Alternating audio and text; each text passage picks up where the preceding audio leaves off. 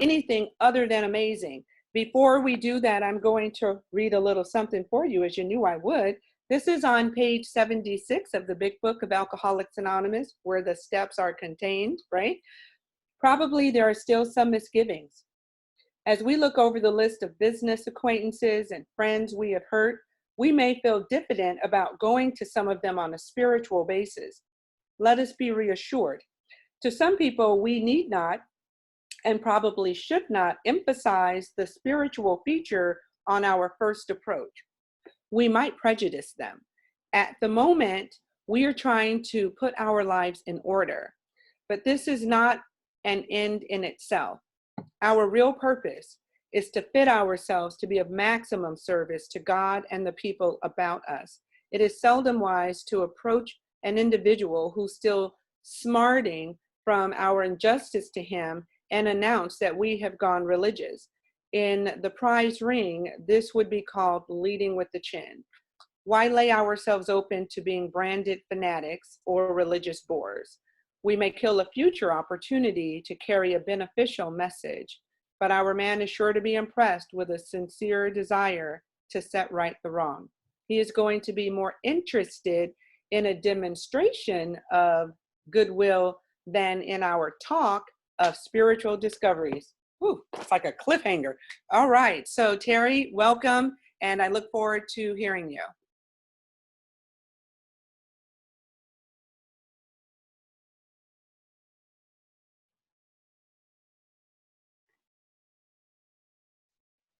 Terry, can you not unmute? Let me find you. Hang in there.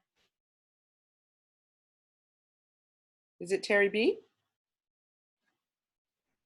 Terry Murphy. Oh, okay. Terry B, don't talk. I just unmuted you. Hold on. Oh, there you are. Okay. Terry Murphy, you are now unmuted. Thank you so much. Hi, I'm Terry and I'm an alcoholic. It is wonderful to be here with all of you today. My heart is full. I've been listening all morning. It's been pretty amazing.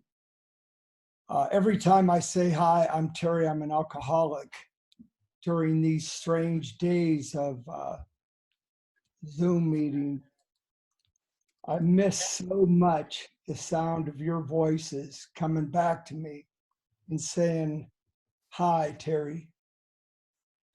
If I had known today what I knew when I left my home group 2 months ago, when we were circling up to pray, if I had known that was going to be the last time I would be there with my brothers in recovery, I would have taken an extra moment to tell them how much they mean to me and how much I love them.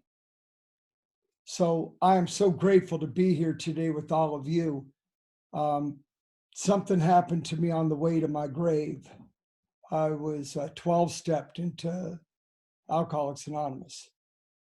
I had no idea that recovery was possible. I had no idea that I wanted it. It wasn't even in my realm of consciousness.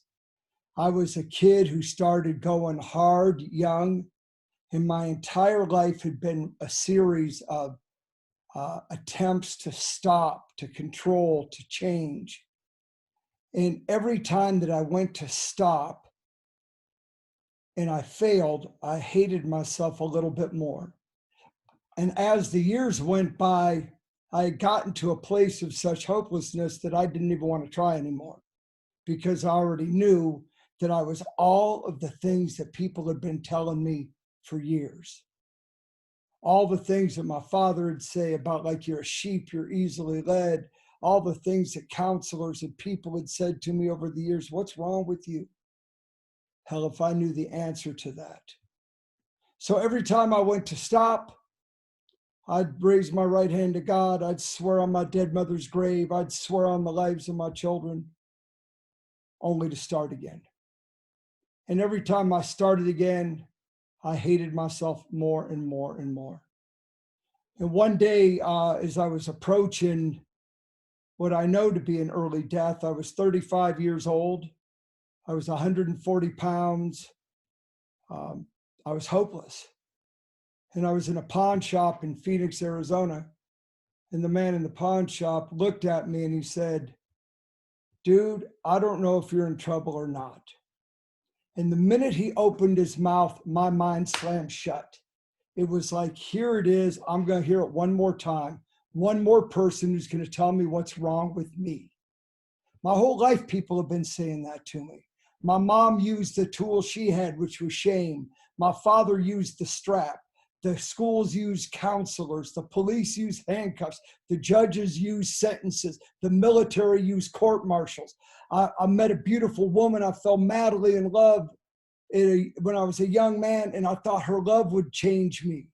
And then she gave me the gift of sons. And I thought, my God, my boys, I would kill for them. I would die for them. I would do anything for them, but I couldn't stop drinking for them. At night, I would lock the doors of the house to make sure that I was keeping everybody safe. But what I've come to realize as a result of working the 12 steps of Alcoholics Anonymous, that I was locking the monster on the inside. The person who was hurting my wife and my children was not the boogeyman. Freddy Krueger was not at the door. It was the father in the house. And so I was in this place of total despair, and this man had authority over me because he controlled the money that was going to keep my run going. And I thought, oh, great, here I go. I've been praying to God for a miracle. I've been saying, please send me an angel, do something, help me. I didn't want to be such a failure as a husband and as a father. I'm a good person with a good heart, but my behaviors had become so utterly destructive over so many times. And everybody around me, the condition of my life when that man worked his 12th step on me was my marriage was on the rocks. My children were scared and blameless. My parents were dead. My brothers and sisters, I'm one of 10 kids, would not even speak to me anymore. I was in a place of unemployment. I was sucked up. I was destroyed in every area of my life. And I thought the only way out was suicide. And when that man started to talk to me in that pawn shop, I thought, here we go, one more time, one more person who's going to give me some more about what's wrong with me. But what was different about this man is he flipped the story. He said, dude, I don't know if you got a problem or not, but I used to have a problem. And so what the beautiful thing that says in this book of ours that I love so much, it says that an alcoholic properly armed with the facts about himself can go into that place in my heart that no one could ever get. Not punishment, not love, not hope, nothing could get there. But this man, he started to tell me his story. He said, I was in such a bad place. He said, I couldn't stop drinking. And I went to this place called Alcoholics Anonymous. And I've been clean and sober ever since. And I own this pawn shop and everything in it. And he raised his hands up and then he pointed at me and he said, you know, a lot of it used to be yours. And I thought to myself, damn, that's cold, right? So I am in the middle of what I now know today to be the singularly most important moment of my life.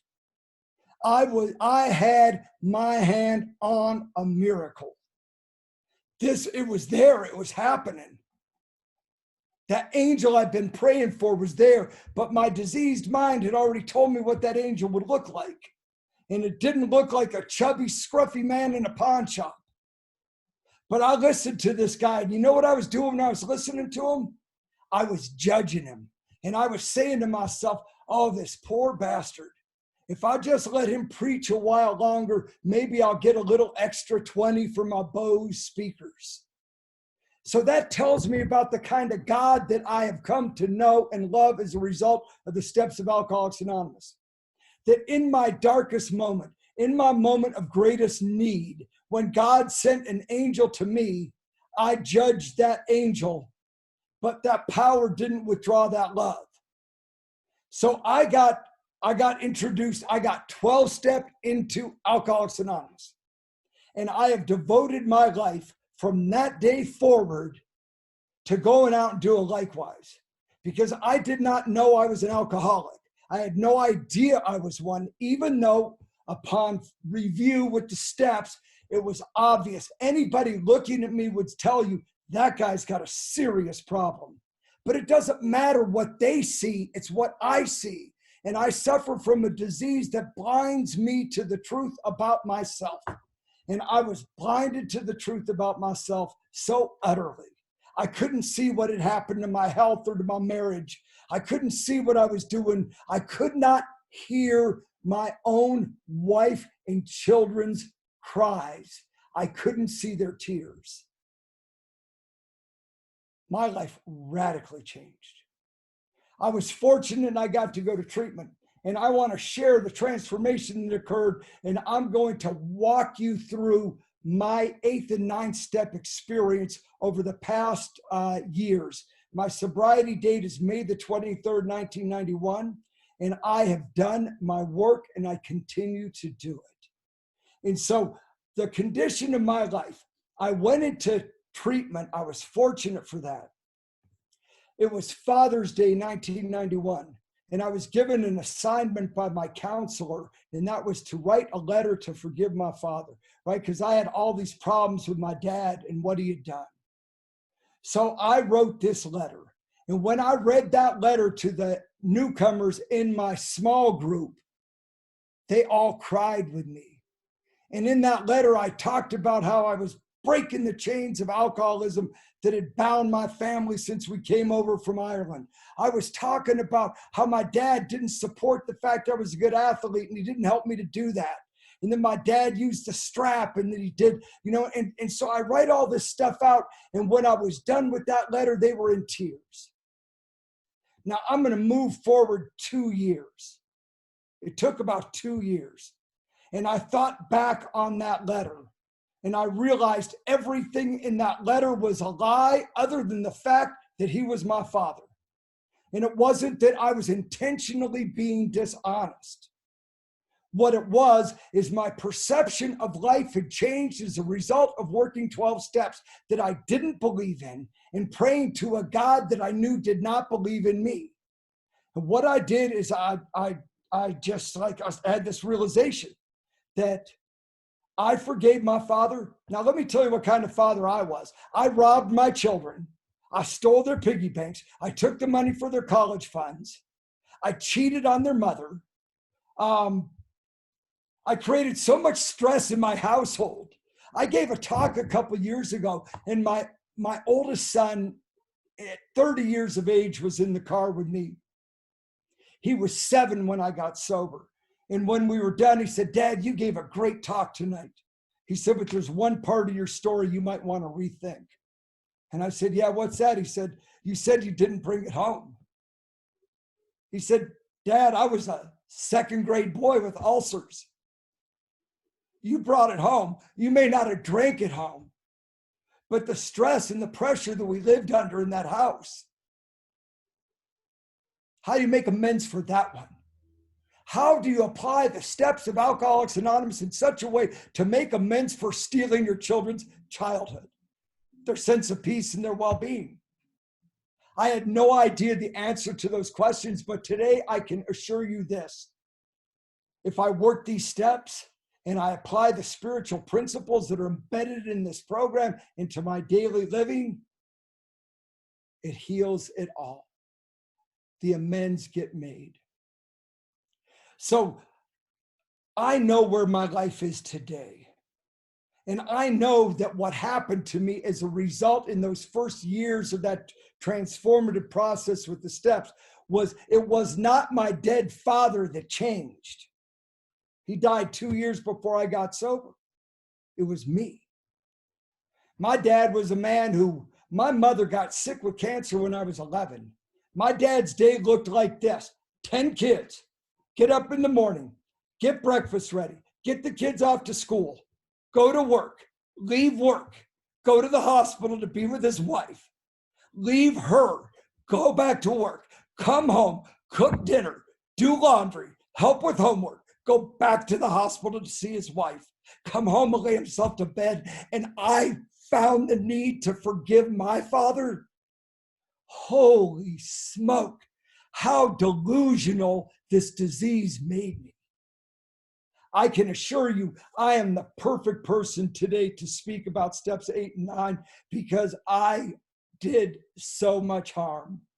And I have done the work that has healed my life and healed my relationships through steps 8 and steps 9. What I like to tell you is this. Step 8, when I got to do that, I was taught to make a good list. To go back to the cities and the places and the schools and everything to shake my memory, shake my consciousness. So, because what I know is if there's a weak 8th step list, it produces a weak 9th step. So I got the right list. And then I went about it and we prioritized the amends based on some of them I couldn't touch. Some of the amends had money attached to them, and I'm unemployed with a wife and 2 little kids trying to scrape together enough to buy some groceries. So there was a process that happened for me in my amends. And I'm going to go over my amends in 3 different areas. I'm going to talk about the early amends first. And my early amends, I'm going to touch on this one. So my marriage is hanging by a thread. I mean, my marriage is done. I've been caught with infidelities. We've been bankrupt. My wife's car's been repossessed out of the driveway before. I mean, our marriage is on the rocks. I'm newly sober. I have a point in my life. I just want you to know the man that's speaking to you today. There was a point in my life where my wife got pregnant. And at 7 months, she said, something's wrong. The baby's not moving. And we went and they did an ultrasound at the birthing center. And they came back and they said, Mr. and Mrs. Murphy, we're so sorry, but your son's dead. And then they turned to my wife and they said, ma'am, in keeping with the natural order of things, you need to carry this dead baby to term. We walked out of that hospital, no clergy, no counsel. And everywhere we went, the story was the same. We went to my sister's first. I started slamming Tia Maria. It was the only alcohol in the house. Just had to get something in me. I can't deal with this. Everywhere we go, people are saying, is it a boy or a girl? Have you decorated the room? Finally, after a while, my wife says to me, she says, I can't do this anymore. What I heard my wife say was, we need to go induce labor. So we went down there and they induced labor. They put us right across from the nursery. We're not always the ones that do all the wrong. Sometimes the world wrongs us too. The unthinking people that would put people giving birth to a dead child across from a nursery staggers my mind today. I cannot even think what my wife was feeling. All day long, people were going up to look at their babies while she's going to push. When my son was born, they wrapped him in a blanket and they handed me my boy, and I stepped back and I refused to take him, and I left his body in the hospital. 2 weeks later, when my wife needed me the most, and I had a little 3-year-old at home who was wondering what the hell's going on? Why are mom and dad crying all the time? What has happened to my life? Nobody's talking about my brother anymore. When my family needed me the most, I don't know what alcohol did for all of you, but I'll tell you what it did for me. It turns me into a coward. 2 weeks after giving birth to our son, Brandon, I left my wife and fled to the state of Utah with one of her girlfriends. How do you work your step 9 on that? That was the condition of my life when I came in here. How do I make amends for the things I've done? How do I make amends to my mom who died when I was 15, scared to death that I was going to beat her to the grave? How do you do this? I'm going to try to show you how it happened.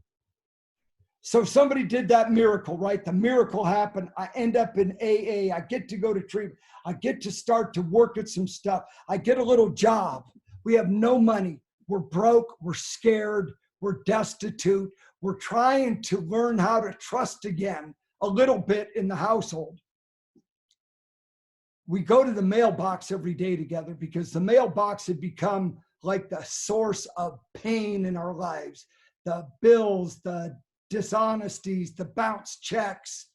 That's how my wife found out about an affair when the slip came from an envelope from the hotel we had spent our wedding night in that I had then since been with another woman in that hotel, and they mailed the receipt to our home. My life was filled with so much pain, I just could not believe it. That's why I thought the only way out was to take my life. And so we go up to the mailbox together, and out of the corner of my eye, I see something that says Utah on an envelope. And I pull out the mail and I slide that one in my pocket. And I go to work that day and I open it up.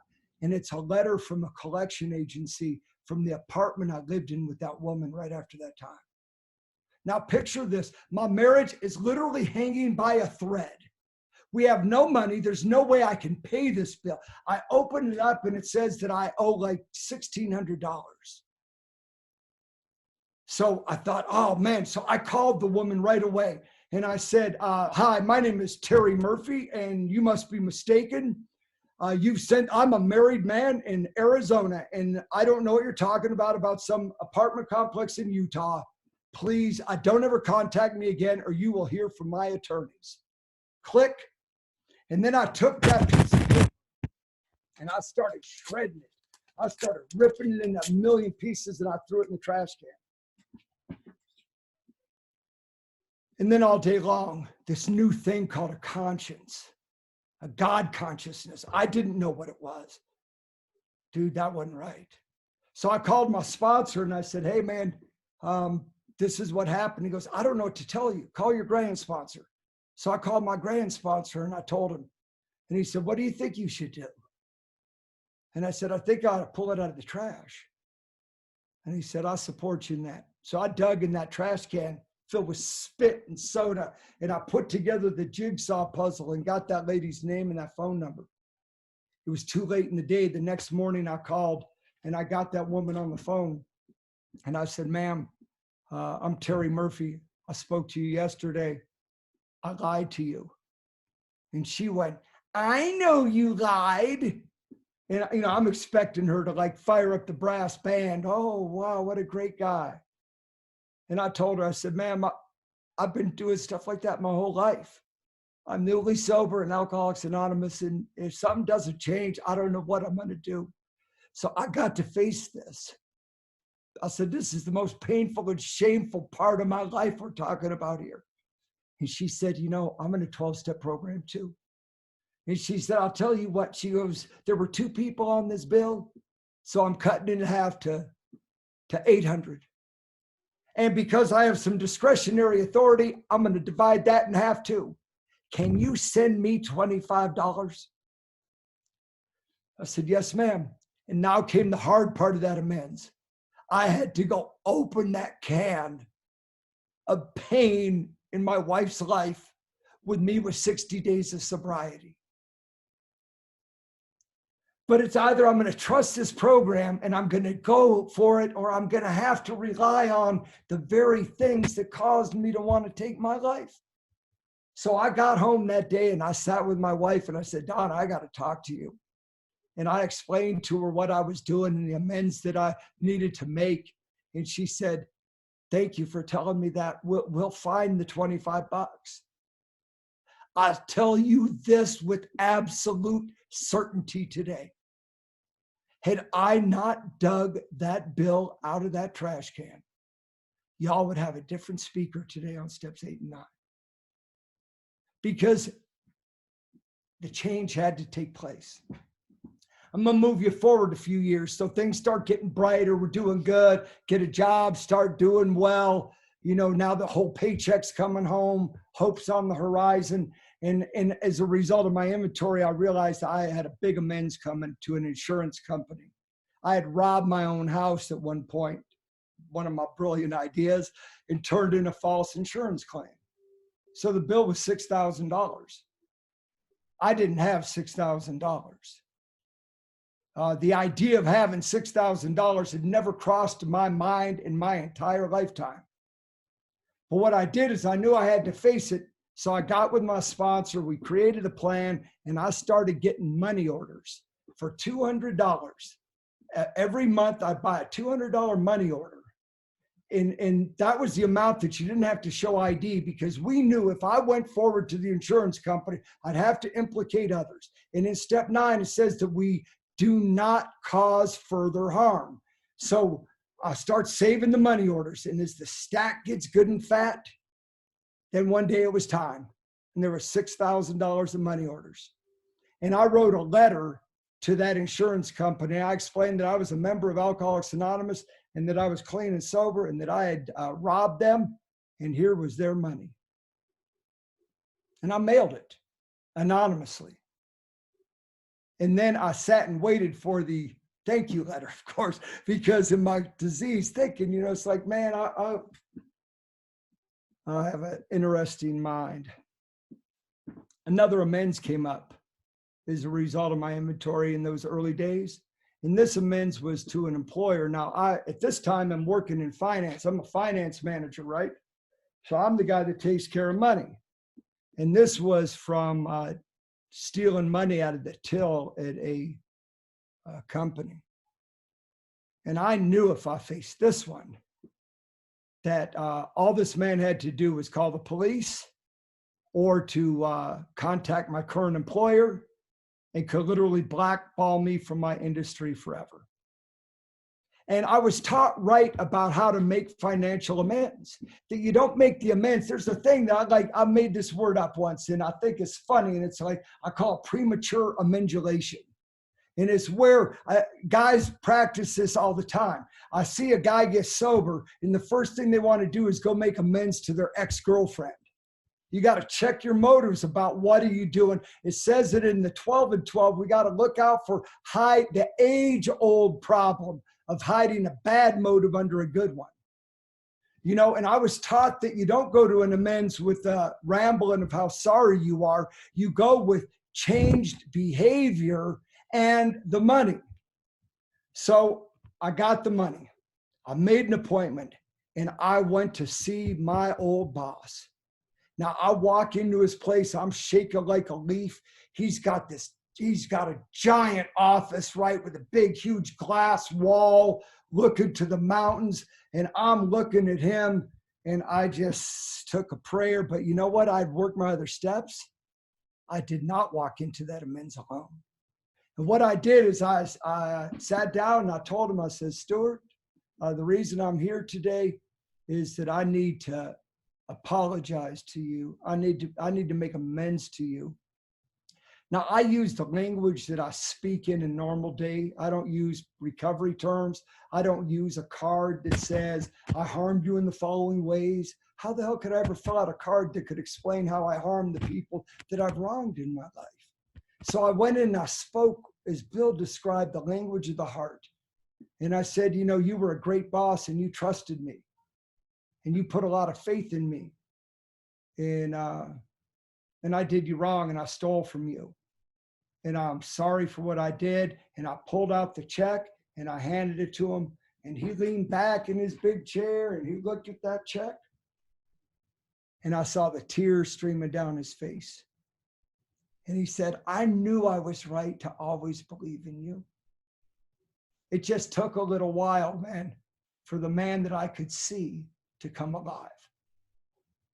And then he proceeded to offer me a job, almost double what I was making. And I looked him in the eyes, and it was one of those intuitive moments, right? And I looked him in the eyes and I said, I didn't come here for a job today. And I didn't take it, because if I would have taken the job, somehow that would have sullied what I was there for. I was there to make right the wrongs that I inflicted upon this man. And so I like the way that my recovery and the way that my life is going, and I'm trusting God. And you know, that job that his would have doubled as the years went by, mine got better and better too. So by living the program every day in my household, by practicing the principles in all my affairs, I was able to make amends to my young sons. I love the way that Larry told that story that Clancy had given him that sage advice about not intruding into these kids' world with your story of sorrow. You know, and so what I did is I was a good dad. I helped with the homework. I did the stuff that a father does. I treated their mother with love and respect, which I think was the greatest amends I could make to my boys. When my son Brian was in the 6th grade, he was 3 when I got sober, so he was probably 11 at that time. He had an assignment at school, and it was to write about somebody who he thought was an instrument of God's peace, an example of God's love. They talked about Martin Luther King and Gandhi and the Pope, and they talked about sports figures and people that were ideal, and they were supposed to write about them. And one day I came home from work, and my wife, Donna, said to me, you know that assignment your son's got? I said, yeah. She goes, he's writing about you. So a little while later, man, that little boy said, Dad, I want to read you something. And he pulled up a chair for me in the middle of the kitchen of my house. And he said, my dad is the greatest example of a man who is an example of God's love. And he proceeded to talk about that I run a toy drive, and that I pray on my knees morning and night, and that I help others, and that I go to the jails to work with others and do correctional work. And the amazing thing about that is really what it was my inventory through the eyes of my 6th grade son. I didn't say, I'm going to pray, son, or hey, look, son, here's the toy drive I'm doing. It's just, he saw it. The kids see a lot more than I ever dreamed they saw. So I was able to make things work well, and I was able to make the amends to my wife and to my family and to my in-laws who I treated their daughter so horribly. I did all that stuff. And then I hit the middle years of my recovery. And I'll tell you what, time matters to me. I've been on this journey for a long time, and God constantly reveals more to us. And I believe that God was revealing something to me in my amends process, that God gave me my amends as I could handle them, almost like he wrapped me in this blanket of love and emotional shock, so that the full brunt and weight of all the wrongs didn't crash on me when I was new and unable to handle them. I can tell you this, I've made more and heavier amends from 15 to 28 than I did in the first years. And I have never deliberately hidden something off an inventory or dodged an amends. Our book says it, more will be revealed. And it doesn't mean we're going to always like what's revealed. So I'm going to share with you on my 15th sobriety birthday. I was up running in the mountains by my house, and I was trail running. I was feeling strong. And just then this coyote crossed the trail in front of me, and he stood on a rock and pushed his chest out overlooking the city. And I saw that as a sign from my creator, right? Like, wow, here I am. I'm physically fit. I've done my work. I'm 15 years sober, and I get this gift. And as I start running on, I think, thank God all my amends are done. And then I hear this voice in my head. What about those men who you did wrong in Germany? And then right away, my mind thought, what? I don't even remember their names. And then I hear Curry and Dean. And then I go, I don't even remember their ranks. Spec 4 and E5. Instantly, my mind said, you better leave that alone. They could sue you. You're going to lose everything you've worked for the past 15 years. So follow me on this. 15 years sober, I was 50 years old. This scandalous behavior where I had talked shit about people and cost them grave harm had occurred when I was 19. It had taken more than 30 years for this wrong to percolate from where I had buried it under bottle after bottle, deeper and deeper. It took 30 years for it to reach my consciousness. All the other step work cleared the way so I could see what else needed to be worked on. I do the work, God shines the flashlight. It took 30 years for it to come to my consciousness, and it took 30 seconds for my mind to give me a list of all the reasons I better leave that shit alone. I knew if I left it alone, I wouldn't stay sober. And I think that that's what happens sometimes to people where we're faced with those kind of moments. You know, am I able just to let bygones be bygones? What should I let go? What should I interact with? So what I did is I thought, I can't forget this, because see, it takes, whenever I recall and amend, I write it down, because if I don't write it down, I forget it. I never, ever had to write down a bad habit. I always remembered those, you know, but so with this amend stuff, so I thought, let me remember this so I could, when I get off this mountain, I could get with my sponsor. And then I said to myself, well, thank God there's nothing else. And then I heard this. What about abortions?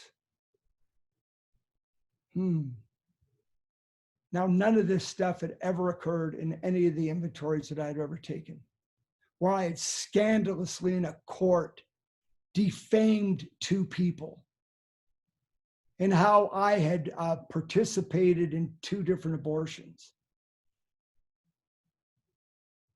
Never showed up on an inventory, but it showed up that day. So I got with my sponsor, Howard Polans. I got with him on one of them, but I didn't go to him on the abortion stuff. I went to my spiritual advisor, Father John B. from Tempe.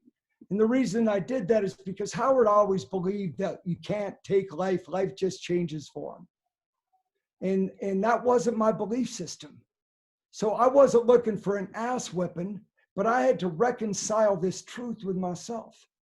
So what I did is I went and I proceeded and I got my military records and I amended that wrong. And then I got with Father John and I got right with that. And I wrote a letter that day. And I found that letter today.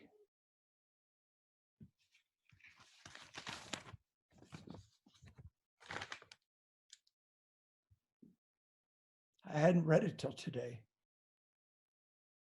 Dear beautiful baby, I wonder what joys you would have brought to the world. What would you have created? People often say they wouldn't change a thing, but not me. If I could, I would have changed that abortion. The circumstances, the selfishness, the blindful blocking out the truth of the moment are not excuses. It's just the way it was. I love life, and today do what I can to help others to love life too. I'm sorry for not being there for you. I do my best today to be there for others. Are you an angel? Do you know God? Can you see me? Can you please pray for me? In my self-centeredness and selfishness, in those ways, I was incredibly unmindful. My ability to act without regard amazes me. I've worked hard with God's help to change all that. Slowly, I felt it working. I can't undo what's done, but I can change, and through my change, positively affect those who God would have placed in my path. I've never said I love you to you, but I say it now. I love you. I'm sorry.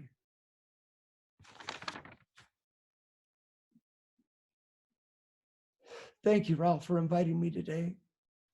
Thank you for giving me the chance to touch my heart, because that's how God heals, right? The healing that's occurred in my life, it's happening, right? So as a result of prayer and meditation, as a result of working with others, what's occurred for me is that I have encountered the amends that I still need to make. I've encountered the brokenness. I was working with the guy who told me he stole a bike. And when he said that, I said, man, you got to make that right. And then I remembered when I robbed the Huffy Bike Factory in Azusa, California. So I couldn't go back to the bike factory, man. It was a long time ago. The factory's gone. What I started doing is I started buying Huffy bikes and putting them in all of our local raffles. So if you're ever in Arizona and you're bidding on a Huffy bike, just know that somewhere behind that is a step 9. I've been able to learn how to make amends, right? I've learned as these middle years of my life have gone by, as a result of retreats and prayer and meditation, I've learned how to make amends to, I've learned how to make amends to the dead. I've learned how to get right with my mom, who died in 1971, and my dad, who died in 1989, and my son, Brandon, who died in 1990. I've been able to make it right through all of that stuff because the power of these steps. See, the only thing that limits the power of this program is my lack of willingness to do the work, to avail myself to this process. I cannot steer this ship.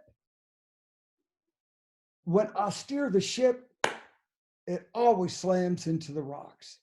When I allow a higher power to steer this ship,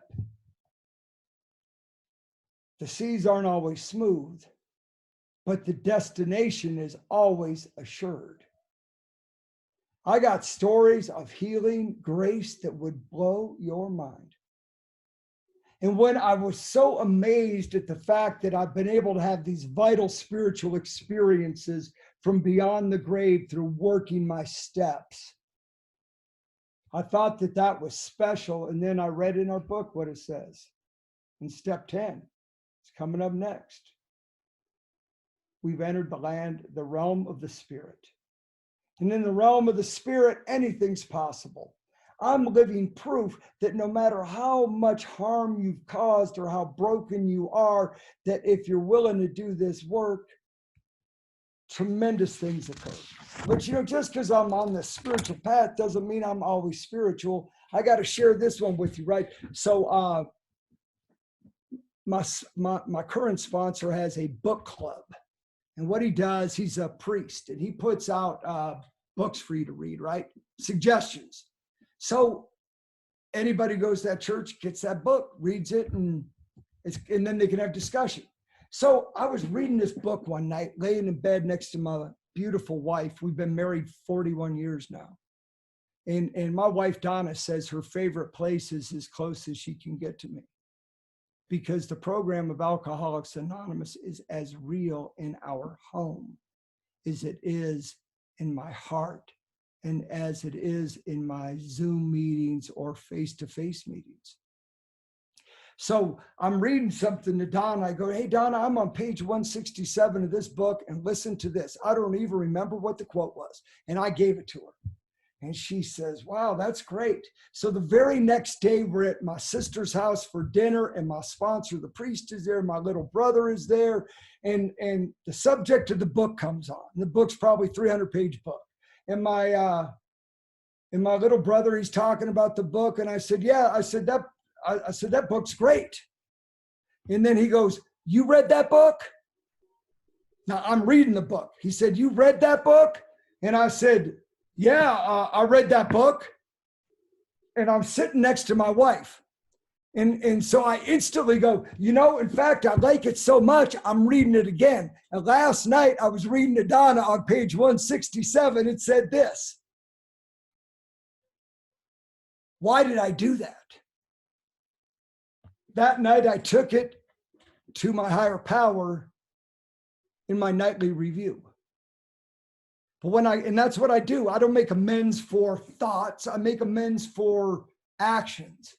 But what I do is I reconcile them through the process that the steps give us. I reconciled it through this 10-step, through the nightly review process. But when I got up the next morning, I still had a knot in my gut. And I knew what to do about that. So I called my little brother and I said, hey, man, I lied to you last night. He said, oh, bro, it don't matter to me.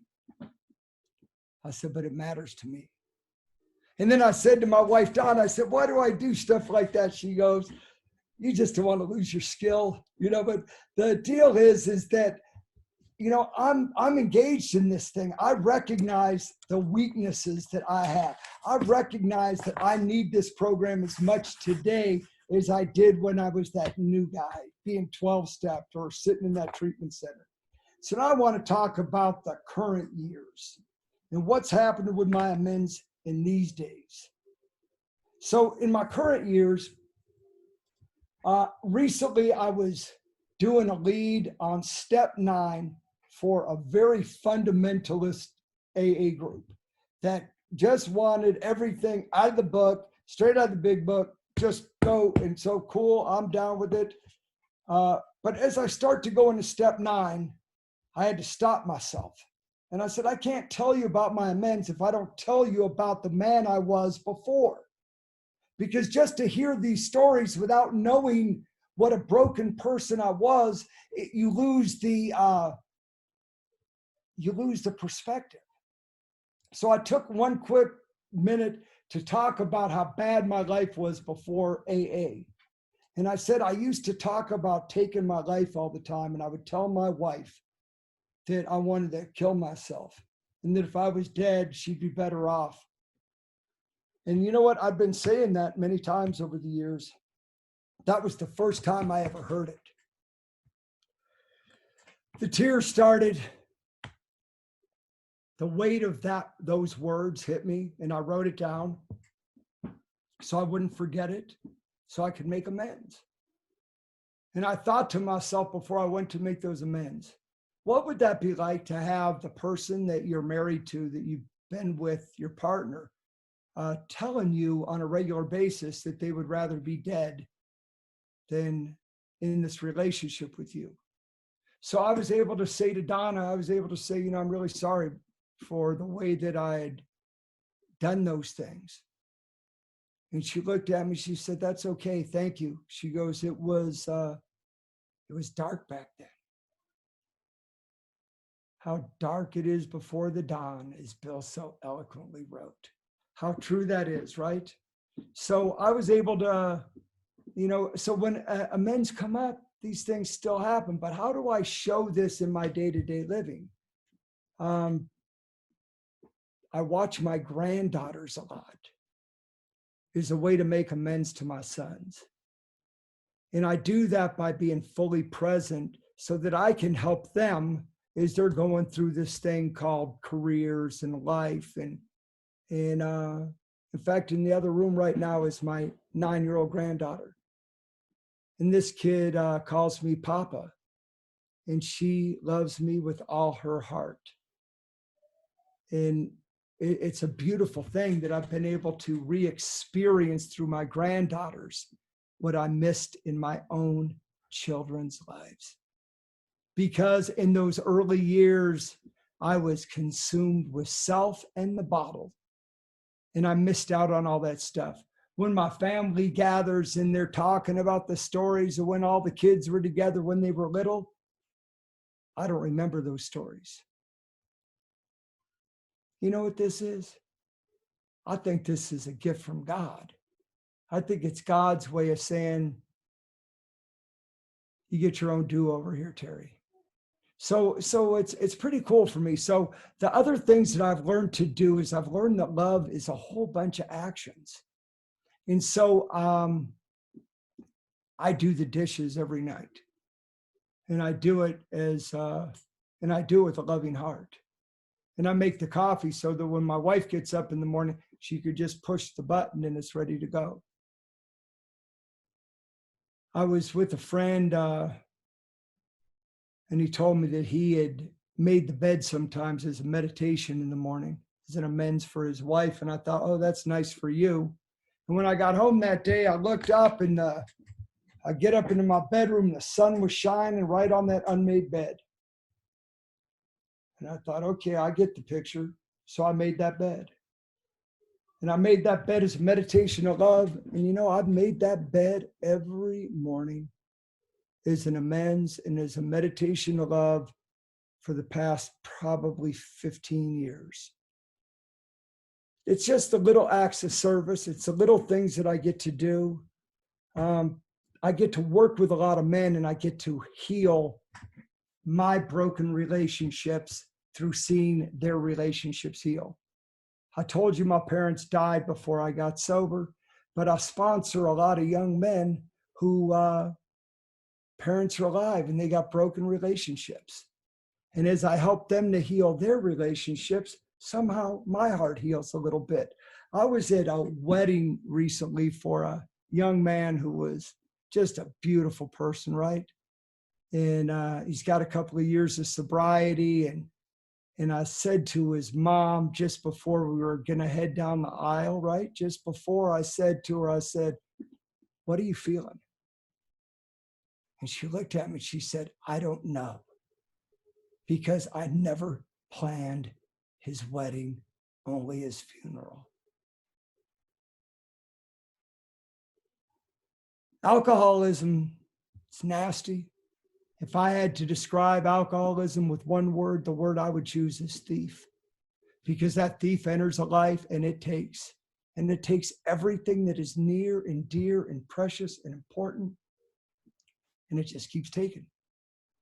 So the last things I'm going to touch on are amends to self, right? So the way that I got around to that was that I started to, I learned how to love myself. I learned how, as a result of, I've discovered that if I can help others find a relationship with a power greater than themselves so that they can stop drinking and they can become the person they're supposed to be, that somehow that heals the wound in me.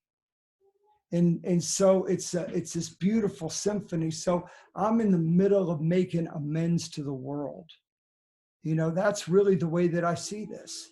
My entire life is a living amends. You know, these are strange days, right? I live in Arizona, and I don't know if y'all are following what's happening out here on the Navajo Indian Reservation, but they have the highest rate of infection in the nation, highest death rate. And because my home group is called the Wolf Pack, we also have a AA Wolf Pack up on the Navajo Reservation. So I reached out to some of my Navajo brothers and I said, "Hey, how is it?" And they said, "Man, it's hard up here."